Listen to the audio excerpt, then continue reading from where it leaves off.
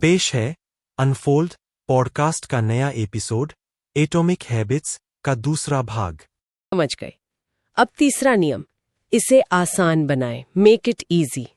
ये प्रतिसाद यानी रिस्पॉन्स से जुड़ा है, आदत को करना आसान बनाना। हाँ, हमारा दिमाग, जैसे मैंने कहा, आलसी है। वो हमेशा कम से कम मेहनत वाला रास्ता चुनता है। इसे कहते हैं कम प्रयास का नियम, लॉ ऑफ लीस्ट एफर्ट। तो आदत जितनी आसान होगी उसके होने के चांस उतने ज्यादा।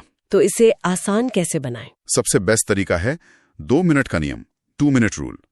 कोई भी नई आदत शुरू करनी हो तो उसे उसके सबसे छोटे, सबसे आसान वर्जन से शुरू करो। ऐसा वर्जन जिसे करने में 2 मिनट या उससे भी कम लगे। 2 मिनट जैसे अगर रोज 1 घंटा पढ़ने का गोल है तो शुरू करो, मैं रोज रात को सोने से पहले 1 पेज पढ़ूंगा। या अगर रोज आधा घंटा योगा करना है तो शुरू करो, मैं रोज सुबह उठकर सिर्फ योगा मैट बिछाऊंगा। पर सिर्फ मैट बिछाने से क्या होगा, या 1 पेज पढ़ने से? देखो, गोल ये नहीं है कि पहले दिन ही परफेक्ट हो जाओ। गोल है आदत को शुरू करने की रुकावट को हटाना। एक बार आपने मैट बिछा लिया तो बहुत चांस है कि आप 2-4 आसन कर ही लोगे। एक बार आपने किताब खोल ली तो शायद 1 पेज से ज्यादा पढ़ लोगे। अच्छा, मतलब स्टार्ट करना आसान बनाना है। एग्जैक्टली। बस शुरू करने की आदत डालनी है। और याद रखना, आदत बनाने के लिए कितनी बार दोहराया गया, फ्रीक्वेंसी, ये ज्यादा जरूरी है, ना कि कितनी देर तक किया गया, ड्यूरेशन। रोज 2 मिनट करना हफ्ते में 1 बार 1 घंटा करने से कहीं बेहतर है आदत बनाने के लिए। और बुरी आदतों के लिए इसका उल्टा, इसे कठिन बनाएं। हाँ बिल्कुल, उस आदत के रास्ते में फ्रिक्शन पैदा करो, रुकावटें डालो। जैसे अगर फोन पे टाइम बर्बाद करते हो तो एप्स डिलीट कर दो, या दिन में कुछ घंटे फोन को ऑफ करके कहीं दूर रख दो। अगर ऑनलाइन शॉपिंग ज्यादा करते हो तो क्रेडिट कार्ड डिटेल्स सेव मत रखो, हर बार डालने पड़े। अच्छा, मेहनत बढ़ा दो उस काम के लिए। हाँ, एक और तरीका है प्रतिबद्धता उपकरण, कमिटमेंट डिवाइस का इस्तेमाल करना। ये एक तरह का वादा है जो आप आज करते हो अपने कल के बर्ताव को कंट्रोल करने के लिए। जैसे वो लेखक थे ना, विक्टर ह्यूगो। हाँ? उन्हें लिखने के लिए डेडलाइन मीट करनी थी, पर वो टालते रहते थे। तो उन्होंने अपने कपड़े अपने असिस्टेंट को दे दिए और कहा कि जब तक वो लिखना खत्म न कर लें, कपड़े वापस ना दें। बाहर जा ही नहीं सकते थे तो लिखना पड़ा। ये तो कमाल है। ये कमिटमेंट डिवाइस था। आप भी ऐसा कुछ कर सकते हैं, जैसे किसी दोस्त को पैसे दे देना अगर आपने अपना गोल पूरा नहीं किया। समझ गई। अब आते हैं चौथे और आखिरी नियम पर, इसे संतोषप्रद बनाएं, मेक इट सैटिस्फाइंग। ये पुरस्कार यानी रिवॉर्ड से जुड़ा है। हाँ देखो, बिहेवियर का सबसे बेसिक नियम है, जिस काम का इनाम मिलता है वो दोहराया जाता है, जिसका नहीं मिलता या सजा मिलती है उससे बचा जाता है। प्रॉब्लम यह है कि अच्छी आदतों का इनाम अक्सर देर से मिलता है, जैसे अच्छी सेहत या पैसा बचाना। हाँ, तुरंत मजा नहीं आता। और हमारा दिमाग चाहता है तुरंत संतुष्टि, इंस्टेंट ग्रेटिफिकेशन। तो अगर आदत को टिकाऊ बनाना है तो उसे किसी तरह तुरंत संतोषजनक बनाना होगा। इसका एक तरीका है तात्कालिक सुदृढ़ीकरण, इमीडिएट रीएनफोर्समेंट। आदत पूरी करने के ठीक बाद खुद को कोई छोटा सा अच्छा लगने वाला रिवॉर्ड दो। रिवॉर्ड मतलब चॉकलेट खा लूं जिम के बाद? नहीं, वो तो उल्टा हो जाएगा। रिवॉर्ड ऐसा होना चाहिए जो आपकी बड़ी पहचान से मेल खाए। छोटा सा रिवॉर्ड, जैसे हर बार जब आप जिम जाओ तो कैलेंडर पर एक बड़ा सा क्रॉस लगाओ, या एक जार से दूसरे जार में एक मार्बल डालो। क्रॉस लगाने से क्या संतुष्टि मिलेगी? अपनी प्रोग्रेस को ट्रैक करना, उसे देखना अपने आप में बहुत सैटिस्फाइंग होता है। ये हैबिट ट्रैकर का काम है। जब आप देखते हो कि आपने लगातार कितने दिन वो आदत निभाई है, वो चेन्स ऑफ क्रॉसेस, तो ये आपकी मेहनत का सबूत होता है। आपको अच्छा लगता है और आप उस चेन को तोड़ना नहीं चाहते। हाँ, ये बात तो है, वो स्ट्रीक बनाए रखने का मन करता है। बिल्कुल, ये आदत को स्पष्ट भी बनाता है, आकर्षक भी और संतोषजनक भी। और इसी से जुड़ा एक और नियम है, कभी भी 2 बार मत चूको, नेवर मिस ट्वाइस। मतलब ठीक है, लाइफ है, कभी एक दिन आदत छूट सकती है, पर कोशिश करो कि लगातार 2 दिन ना छूटे। अच्छा, क्यों? क्योंकि एक बार चूकना एक गलती है, चलो ठीक है, पर 2 बार लगातार चूकना एक नई बुरी आदत की शुरुआत हो सकती है। तो अगर एक दिन मिस हो जाए तो अगले दिन जरूर वापस ट्रैक पर आओ, चाहे थोड़ा ही करो। ठीक है। और बुरी आदतों के लिए इसका उल्टा, इसे असंतोषजनक बनाएं। हाँ, बुरी आदत के साथ कोई तत्काल नेगेटिव नतीजा जोड़ो। इसमें जवाबदेही साथी, अकाउंटेबिलिटी पार्टनर बहुत काम आ सकता है। किसी दोस्त को बताओ कि आप ये आदत छोड़ना चाहते हो, और अगर आपने ये की तो आपको उन्हें मान लो 100 रुपए देने होंगे। अच्छा, फाइन लगेगा मतलब? वेटर होता है। इसे आदत अनुबंध या हैबिट कॉन्ट्रैक्ट भी कह सकते हैं। ये चारों नियम स्पष्ट, आकर्षक, आसान, संतोषजनक, ये तो एक पूरी टूल किट हो गई आदतें बदलने की। बहुत प्रैक्टिकल है। लेकिन किताब में एक और लेवल की बात भी है जो शायद इनसे भी गहरी है। वो है पहचान आधारित आदतें। हाँ, और मेरे ख्याल से ये इस किताब का सबसे जरूरी हिस्सा है। ऐसा क्यों? पहचान आधारित आदतें मतलब क्या आदतें सिर्फ ये बदलती हैं कि हम क्या करते हैं, या ये भी कि हम कौन हैं? बिल्कुल, यही पॉइंट है। क्लियर कहते हैं कि बदलाव के 3 लेयर होते हैं। सबसे बाहर है परिणाम, आप क्या पाते हैं।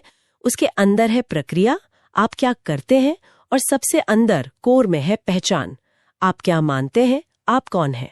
परिणाम, प्रक्रिया, पहचान। ओके, ज्यादातर लोग बदलाव की शुरुआत बाहर से करते हैं।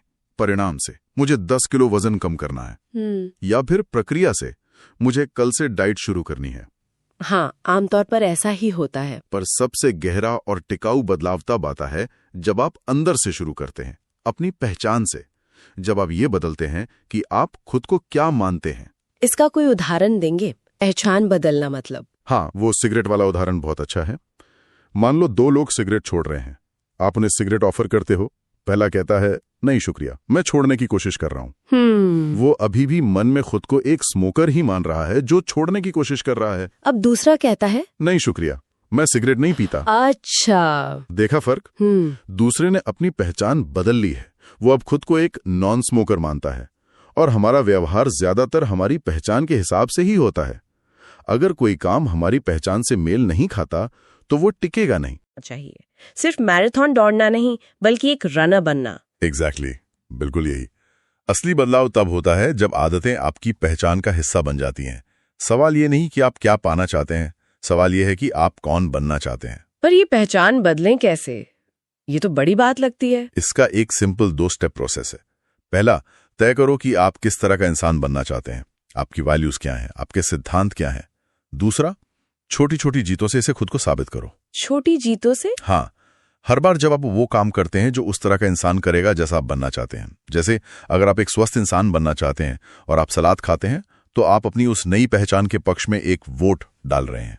वोट डाल रहे हैं? हाँ, मेटाफोरिकली। हर एक्शन एक वोट है। 1 बार किया 1 वोट, 2 बार किया 2 वोट। धीरे धीरे ये वोट जमा होते हैं और आपकी सेल्फ इमेज बदलने लगती है। सबूत जमा होने लगता है कि हाँ, मैं तो ऐसा ही हूं। आदतें पहचान बनाती हैं और पहचान आदतें बनाती हैं। ये एक लूप है। ये बहुत दिलचस्प है। पर क्या इसमें कोई मुश्किल भी आ सकती है? जैसे अगर हमारी कोई पुरानी पहचान हो जो नई आदत से टकराती हो। जैसे कोई कहे, मैं तो सुबह उठने वाला इंसान ही नहीं हूं। हाँ, ये बिल्कुल होता है। इसे कहते हैं पहचान का टकराव, आइडेंटिटी कॉन्फ्लिक्ट। ये एक बहुत बड़ी रुकावट हो सकती है। अगर आपका कोई गहरा विश्वास है, मैं मैथ में अच्छा नहीं हूं, मैं क्रिएटिव नहीं हूं, तो उससे जुड़ी नई आदत बनाना बहुत मुश्किल होगा। आप खुद ही अपने रास्ते में खड़े हो जाएंगे। तो इसका क्या समाधान है? अपनी धारणाओं पर सवाल उठाते रहना होगा, उन्हें एडिट करना होगा, अपनी पहचान को फ्लेक्सिबल बनाना होगा। उसे किसी एक चीज से बांधना नहीं है। आप सिर्फ एक चीज नहीं है। आपकी पहचान विकसित हो सकती है। आपको उसे लगातार अपग्रेड करना होगा, जैसे आप फोन का सॉफ्टवेयर अपडेट करते हैं। पहचान को अपडेट करना, ये सोचने वाली बात है।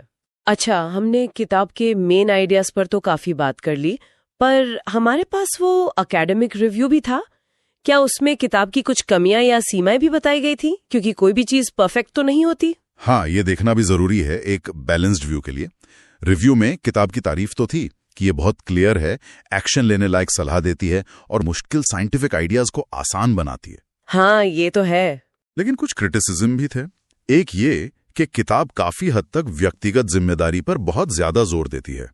वो शायद उन बाहरी फैक्टर्स को थोड़ा नजरअंदाज करती है जो हमारे व्यवहार पर असर डालते हैं, जैसे हमारा सामाजिक आर्थिक माहौल या मानसिक स्वास्थ्य की चुनौतियां। हर किसी के लिए 1% बेहतर होना शायद उतना आसान न हो। ये भी एक पॉइंट है। दूसरा, किताब का नजरिया काफी हद तक पश्चिमी इंडिविजुअलिस्टिक कल्चर वाला है। मतलब ये मानकर चलता है कि व्यक्ति अपने आप में एक इकाई है। ये शायद उन कल्चर्स में पूरी तरह फिट न बैठे जहां ग्रुप या परिवार का ज्यादा महत्व होता है, जैसे कई एशियाई या अफ्रीकी संस्कृतियों में। वहां शायद आदतें अलग तरह से बनती है और बदलती हों। ये जानना भी जरूरी है। मतलब किताब के आइडियाज अच्छे हैं, पर उन्हें अपने हालात और अपनी संस्कृति के हिसाब से देखना होगा। बिल्कुल, आंख बंद करके फॉलो नहीं करना, समझदारी से अपनाना है। सही कहा। तो हमने आज समझा कि आदतें कैसे काम करती हैं, वो 4 नियम क्या हैं जिनसे उन्हें बदला जा सकता है, और सबसे जरूरी पहचान का क्या रोल है। लेकिन एक सवाल अब भी मेरे मन में है।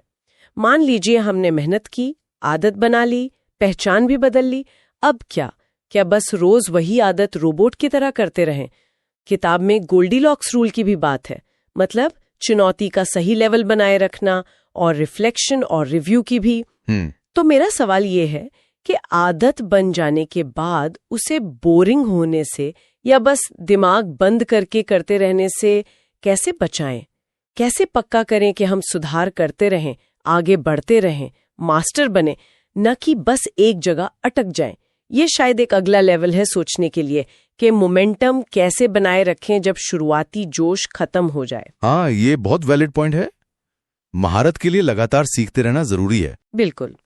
खैर, आज एटॉमिक हैबिट्स की दुनिया में ये गहरी खोज यहीं खत्म करते हैं। उम्मीद है इस बातचीत से आपको इन छोटे बदलावों की बड़ी ताकत को समझने में और शायद अपनी जिंदगी में कुछ छोटे पर असरदार कदम उठाने की प्रेरणा मिली होगी। सुनने के लिए धन्यवाद। खोज जारी रखें।